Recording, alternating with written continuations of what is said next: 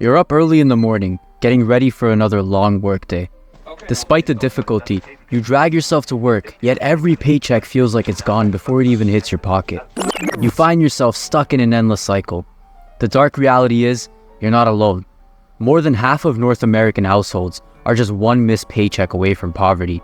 That means your colleagues, friends, and even your family might be living on the edge of financial instability, barely able to afford their mortgages.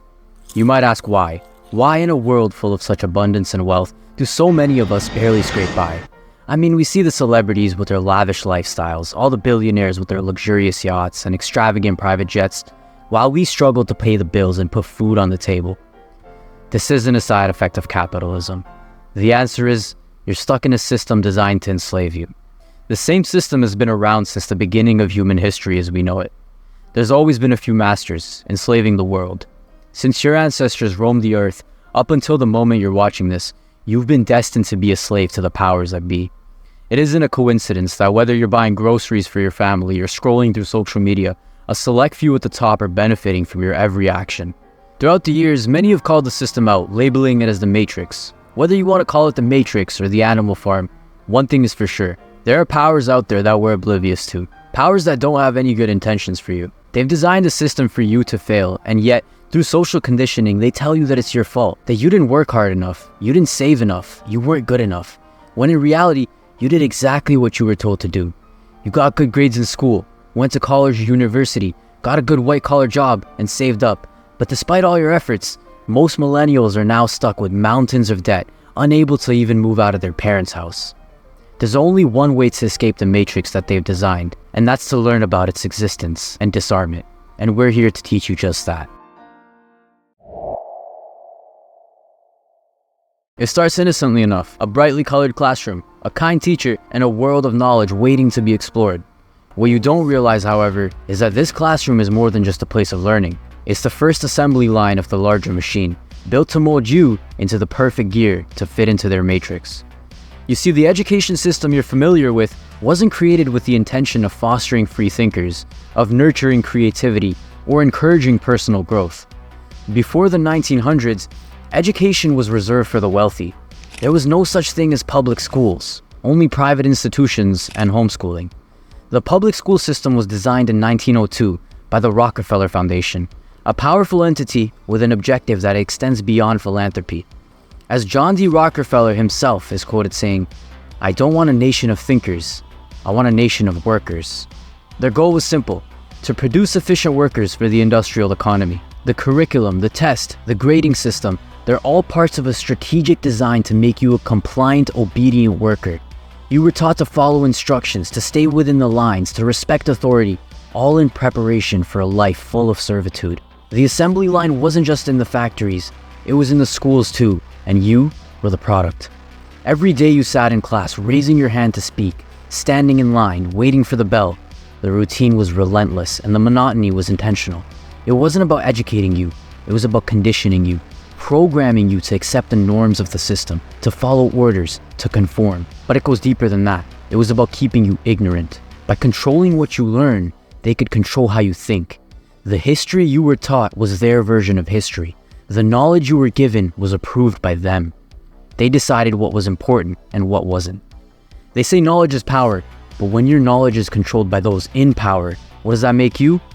A pawn in their game. You're not educated, you're indoctrinated. This realization might leave you feeling betrayed, manipulated, but remember, understanding the game is the first step to breaking free from it. You might think you've left the classrooms of your youth, but that's where you're wrong.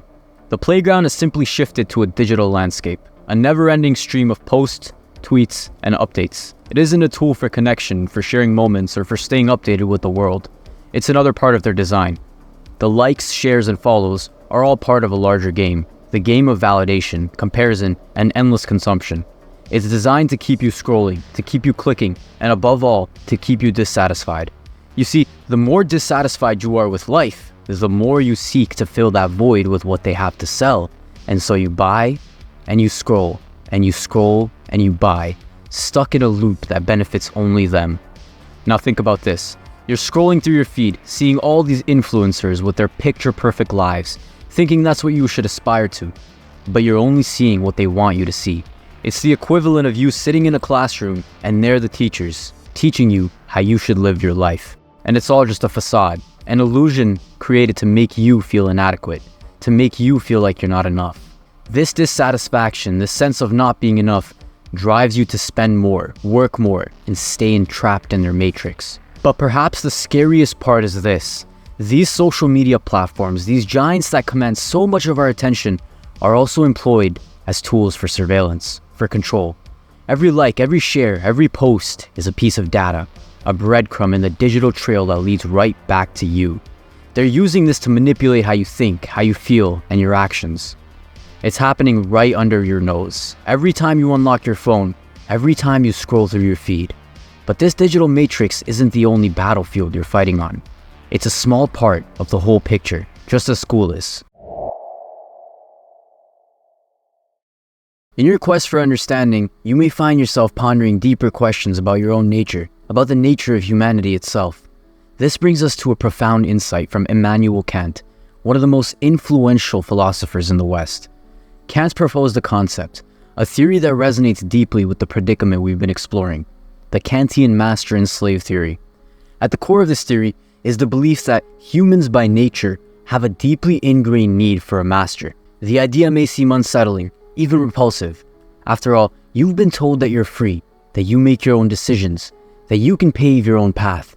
But what if that isn't the whole truth? You see, according to Kant, we seek direction. We look for guidance, for someone or something to show us the way. This can take many forms. It could be a ruler, a government, a corporate boss, even the trending influencer on Instagram. The desire is to be part of something bigger, to serve a cause, to seek validation and acceptance. This need for mastery, however, has been twisted and manipulated by those at the top. Instead of cultivating independent, free-thinking individuals, they've turned this inherent human trait into a tool of control, an instrument to maintain their dominance. Look around you. Are you really the master of your own life? Or are you constantly serving the demands of your job, the whims of social media trends, the endless cycle of consumerism? The master, it seems, is not one, but many, and they're all pulling you away from your true self, from your genuine freedom. But here's where Kant offers a glimpse of hope. It is only when we realize that we've handed over our autonomy to these external masters that we begin to reclaim it. However, to regain control, one must first become aware of the extent of the manipulation. Much like the premise of the cinematic classic, The Matrix, we exist in a world of meticulously crafted illusions. We are bound by invisible chains that shackle not our bodies, but our minds, and our perception of reality. You're here because you know something. What you know you can't explain, but you feel it. You felt it your entire life, that there's something wrong with the world. You don't know what it is, but it's there. Do you want to know what it is? The Matrix at its core is a representation of a system that controls and manipulates us. Much like the systems of power we've been discussing, it's not an entity, but rather an invisible construct, a paradigm dictated by the few who hold the reins of power. But unlike the movie, we aren't offered a clear choice between red and blue. Instead, we're handed the blue pill from the moment we're born. Isn't our day-to-day existence strangely reminiscent of the lives of the oblivious humans plugged into the Matrix? We wake up, go to work, eat, sleep, shit, and repeat. We're conformed by our routines, blissfully ignorant of the masters pulling our strings. The Matrix thrives on this ignorance. It feeds our unwillingness to question our reality, to challenge the norms and rules set forth by society. Just as Neo is perceived as a threat by the system when he starts questioning his reality, so are we when we start stepping outside the boxes defined for us. We're labeled as outcasts, rebels, or misfits, cancelled, simply because we challenge the status quo. Morpheus said, "When you're inside, you look around, what do you see? Businessmen, teachers, lawyers, carpenters, the very minds of the people we are trying to save. But until we do, these people are still a part of that system, and that makes them our enemy." We're those people, we're part of that system, and unknowingly, we contribute to our own enslavement. In the end, it's about making the choice to take the red pill, to face the uncomfortable truths about our world and our place in it, and to question the narratives we've been fed. Because as unsettling as the truth may be, it is only by facing it head-on that we can start to change our circumstances, our lives, and ultimately, the world around us. You may think that this matrix, this constructed reality that serves the interest of an elite few, is a contemporary phenomena, a product of our high-tech digital age. But the truth is, the roots of this matrix extend far deeper into the past than you might imagine. Rewind a few centuries to the Middle Ages, and you'd find another matrix in place. This time, the Roman Catholic Church held the puppet strings. They shaped societal beliefs, dictated interpretations of religious texts, and made sure their teachings went unchallenged. Those who dared to think differently were silenced, sometimes fatally. Yet again, religion was used as a veil to cover the illusion of divine duty. Fast forward to being born at the Industrial Revolution. The scene would change, but the plot remained the same. Instead of religious institutions, you'd find yourself at the mercy of factory owners. The once divine matrix shifted to a financial one. You, along with millions of others, would be tethered to machines, working strenuous hours under horrifying conditions. Now you're part of the digital age, and although the chains may not be as tangible, they're as binding as ever. The matrix, ever so adaptive, takes a new form. It hides behind the screens of our devices. It's camouflaged within our daily routines. It's masked by the rhetorical promises of our politicians, and it's scripted into the curriculums of our schools. Retirement is the ultimate promise of finally escaping the matrix, a golden ticket to freedom after years of labor. Yet this oasis often proves to be nothing more than another mirage. The reality is, the median balance of 401k accounts for Americans aged 55 to 64 is just $60,000. In the face of inflation and rising healthcare costs, this sum paints a bleak future. You've been led to believe that by working hard and saving diligently, you'll secure a peaceful retirement. But the system, the matrix we live in, is not built to fulfill that promise. Pensions too. These relics are from an era when life expectancy barely exceeded 60. Buckled under the strain of modern lifespans now stretching close to 80, our retirement safety net is fraying, revealing yet another facade in the matrix structure of control. Retirement isn't just seen as a distant financial goal, but a symbol of breaking free from this system. But even as the thresholds of retirement, the matrix maintains its grip.